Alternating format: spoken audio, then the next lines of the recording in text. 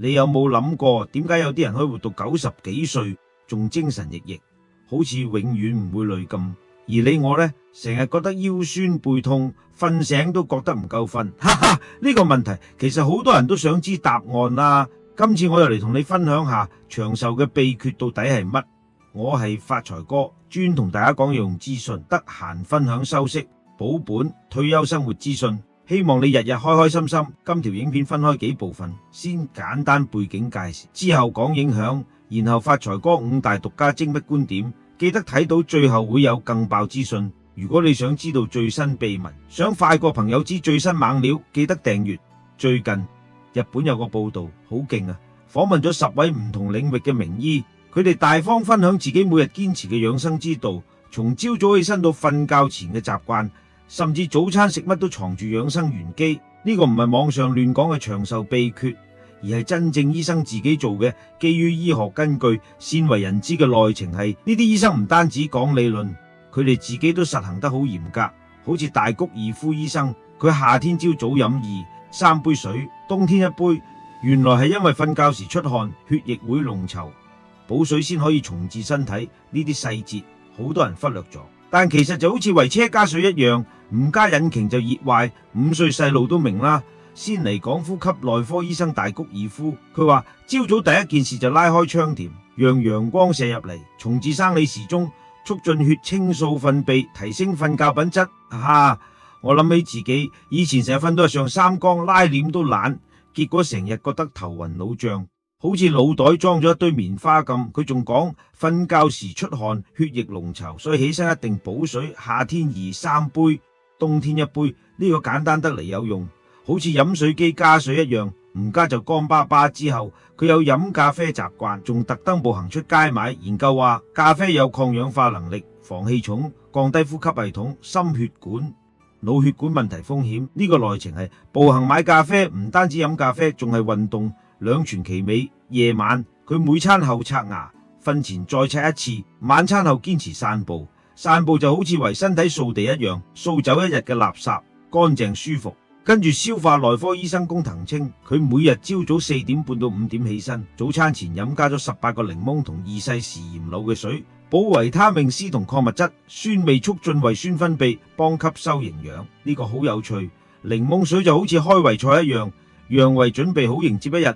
朝早獨處時間減輕壓力，佢做廣播體操或平板支撐、深蹲等輕運動。早餐食高蛋白同膳食纖維，出門前搽防曬，晚餐唔開電視，瞓前1個鐘沖涼，深呼吸放鬆，同一齊9點瞓。呢個內情係早起獨處就好似為腦袋充電一樣，唔充電就易冇電，簡單明啦。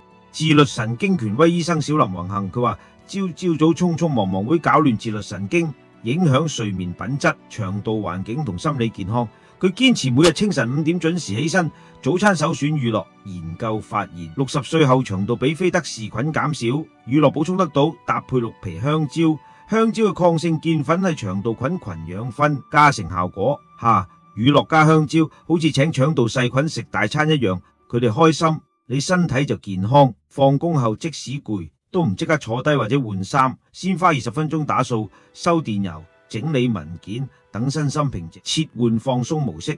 瞓覺前寫3行日記，3分鐘2呼吸法，鼻吸氣，主吐氣用2倍時間，有助睡眠同調節自律神經。呢個呼吸吸法好似幫身體按摩一樣，慢慢咁放鬆。眼科專科醫生平松類，佢每日朝早6點半起身，第一件事滴人工淚液滋潤眼睛，同樣接觸晨光，重置生理時鐘。去原廁所有量體蟲，腸胃唔好，晚餐前食水溶性膳食纖維曲巨纖維，減慢糖分吸收。餐後食進合維他命。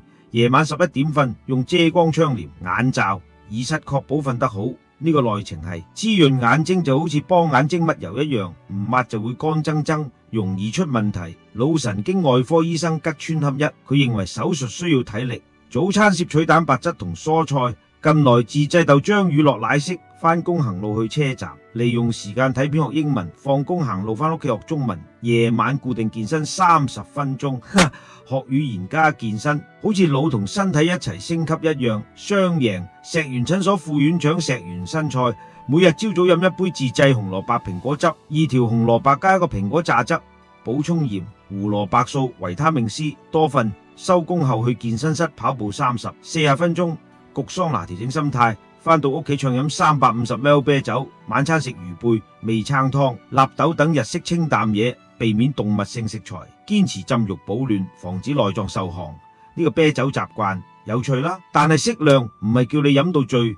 預防營養學專家加深杏藍，佢同太太早餐一定食自製裏海乳酪，搭配10種食材：杏仁、合桃、大豆、黃豆粉、海帶芽、提子乾、香蕉等，從高加索帶翻乳酪菌種。研究話營養失衡係中風主因，注重均衡飲食，控制鹽分，攝取優質蛋白、蔬果、膳食纖維。翻工堅持行路，呢個10種食材好似自助餐一樣，多樣化先至均衡。小兒科醫生加深百合子，80幾歲，同一個老公實行1日1餐飯盒習慣，朝早5點半起身，用90分鐘準備午餐飯盒，用20至30種食材：豆類、芝麻、膨大菜、蔬菜、魚冬菇、薯仔、乳酪、蔬菜清蒸，如唔落鹽改用醋。整完之後去健行淋花，每日朝早行3000步，翻工放工行2000步，至少5000步。就算落雨都堅持。骨質密度維持到60歲水平，夜晚睇書11點瞓。準備飯盒好似藝術創作咁，每日都新款。美容皮膚科醫生小路醫撇子，每日朝早飲一杯熱綠茶放鬆，早餐食糯米麥飯配納豆，加埋大豆異黃酮同漢方草藥。每日飲一罐350毫升啤酒或者2-3杯紅酒。晚餐避開碳水化合物，食膳食纖維補充劑，防止血糖急升。夜晚浸浴浸到微微出汗。房間冷氣開27度，睇完書之後瞓覺。呢個綠茶習慣好似為身心沖茶咁，暖粒粒好舒服。醫學博士日比夜咗和子，每日早餐食3個蛋分量嘅高蛋白食物。朝早沖熱水涼，做伸展運動，用保溫杯大薏仁、芝麻、黑豆混合茶。夜晚飲冇咖啡因嘅茶。沖完涼用毛巾做伸展。瞓覺前校暗燈光，11點到半夜瞓覺。呢啲名醫習慣一致推轉黃金睡眠時段，大多數9點至11點瞓，朝早5點至6點起身。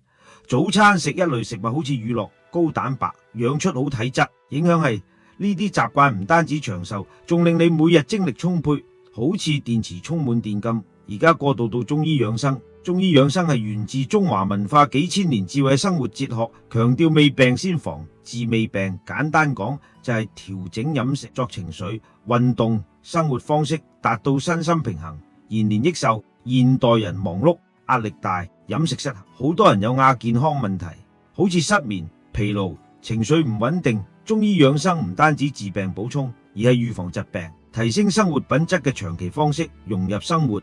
核心觀念陰陽平衡。中醫話人體陰陽要和諧，失衡容易生病。養生就係維持平衡，好似天平咁，一邊重就會傾斜。陰陽就好似日同夜，平衡先至好。五行調和，金木水火土對應肺肝腎心脾，五臟協調，避免偏盛偏衰。好似5個朋友一齊玩，唔可以一個太強或者太弱，順應自然，天人合一，配合4季變化。春天養肝，夏天養心，秋天養肺，冬天養腎。好似着衫咁，夏天着薄啲，冬天着厚啲。中醫養生原則：順應4時，調作息，天人相應，生活配合4季。春天養肝，多啲活動舒展筋骨，好似春天花開咁。夏天養心，清心養神，防中暑。秋天養肺，潤肺補水腎，保暖補腎藏精，調和陰陽，保持平衡。陽虛多食溫熱嘢，好似羊肉、桂圓，好似加暖爐咁。陰虛補水，食滋陰嘢，好似銀耳、百合，好似淋水咁。飲食有節制，五味調和有節制，唔好暴飲暴食，均衡。酸苦甘辛鹹五味適，跟翻自己體質揀嘢食。脾虛就食山藥補脾，好似幫個脾揾翻個好朋友咁。作息要定時，順住自然規律，起身同瞓覺有固定時間，早啲瞓早啲起身。秋冬就可以遲少少起身嚟養陽氣，晏晝瞌一陣，可以養心同精神，唔好太攰，做到攰就要休息，等氣血行得順，好似部機器咁，唔可以不停咁開住，都要熄機跑下。情緒要調節，保持心境平靜。情緒同內臟係有關聯嘅，激氣會傷肝，開心過頭會傷心，諗太多會傷脾，憂愁會傷肺，驚就會傷腎。學識放低情緒，保持安穩，可以透過冥想、打太極、靜坐嚟調理心神，好似條河咁平靜先至流得順。做適量運動，強化身體。運動中都要養生，動作要慢，唔好太急。例如打太極練氣功，做8段咁，好似散步咁，輕輕鬆鬆等氣血運行。預防緊要過治療，按體質嚟調養，未病就要調理，跟翻體質、年齡、季節去調整。人人唔同，好似氣虛同血虛嘅調理方法都唔一樣。適時保養，轉季或者壓力大嗰要特別注意。中醫養生嘅方法，飲食調理藥同食物係同源嘅，食物有調養作用，薑可以暖身驅寒，綠豆可以清熱解毒。要跟體質同季節揀，作息定時，一日24個鐘對應唔同經絡同臟腑。夜晚11點到凌晨3點係肝膽排毒時間，早啲瞓可以修復身體，好似個鐘咁。定時運作先至順。情緒管理，七情太過會傷內臟，要保持平和。運動養生，太極拳、氣功8段錦可以強身同調整氣血，適合任何年紀。艾灸同推拿，艾草有溫熱作用，推拿同刮痧可以促進氣血，趕走寒氣同濕氣，改善唔舒服。中醫養生食療點樣食？藥食同源，要跟體質、季節、臟腑、氣血去調整，食補好過藥補。按體質食，辨證揀食物。氣虛嘅人容易攰，氣短怕凍可以多啲食黃芪、人參、紅棗、山藥、糙米粥，好似幫身體充電咁。血虛嘅人面色白、頭暈、手腳凍，可以多啲食當歸、枸杞、黑芝麻、龍眼肉、紅糖，好似飲補熱嘅紅藥水咁。陰虛嘅人口乾、易上火、失眠，要滋陰，食白銀耳、沙參、麥冬、梨子、黑木耳，好似淋水落乾旱嘅地方咁。陽虛嘅人怕凍，手腳凍、夜尿多，要溫補，食羊肉、桂圓、肉桂、生薑、杜仲，好似幫身體加熱咁。濕熱嘅人生痘痘、口臭、大便天、小便黃，要清熱去濕，食苦瓜、綠豆、薏仁、冬瓜、蓮子，好似清走身體嘅垃圾咁，跟季節調整。順住天氣變化，春天養肝，多食綠色菜，好似菠菜、蠶豆。飲食要清淡，夏天清熱，食西瓜、苦瓜、綠豆湯，少食油膩嘢。秋天潤肺，食百里、白木耳、百合、杏仁。冬天補腎，食黑豆、黑芝麻、羊肉、栗子。飲食習慣3大要點：唔好食太飽，唔好食太凍，唔好暴飲暴食，7分飽就夠，太飽會傷脾胃，凍飲會損陽氣，好似食飯咁，唔可以塞到滿一滿。定時定量，慢慢咀嚼，規律幫到消化，跟身體狀況調整。感冒、經期、手生仔後、捱夜後要特別注意，感冒唔好亂補，生仔後要溫補。常見食療，四神湯可以補脾益氣，腸胃弱嘅人啱飲。紅棗枸杞茶可以補氣養血，女性保養好適合。薏仁綠豆湯可以清熱驅濕，夏天濕熱體質啱飲。黑芝麻糊可以補腎潤腸，便秘同腎虛嘅人啱食。幫你加入啲真實例子，譬如香港首富李嘉誠，95歲仲健康奕奕。佢注重晚餐清淡，只食青菜豆腐，唔掂肉，早瞓早起，每日適量運動，避免壓力。呢個同名醫習慣相似，早起補水運動，飲食均衡。研究話呢種生活方式幫佢保持活力，好似中醫養生一樣，順應自然。另一個係強哥，佢健康習慣係每日運動，食健康飲食，注重休息。雖然拍戲辛苦，但係佢堅持健身，飲食清淡，活到70幾歲仲活躍。呢個例子證明運動加飲食養出好體質。仲有張忠謀，台積電創辦人，長壽秘訣係食發酵食物，例如乳酪，類似酸奶，幫腸道健康。呢啲名人內情少人知，但實行起嚟有效。發財哥5大獨家精闢觀點：第一，睡眠係黃金，唔單止瞓夠，仲要定時，好似充電一樣，唔定時電池就壞。第二，早餐食高蛋白，例如乳酪蛋，養腸道同體力，好似為一日打底一樣。第三，中醫陰陽平衡，現代人壓力大，多啲深呼吸放鬆，好似調天寒。第四，運動唔使勁，散步太極就夠，好似日常掃地，積少成多。第五，飲食要跟體質，唔好跟風，知自己弱點先補，好似量身定做衫一樣。記得訂閱讚分享，下次想睇多啲，記得訂閱，唔好俾老友快過你知。祝你生活愉快，身體健康。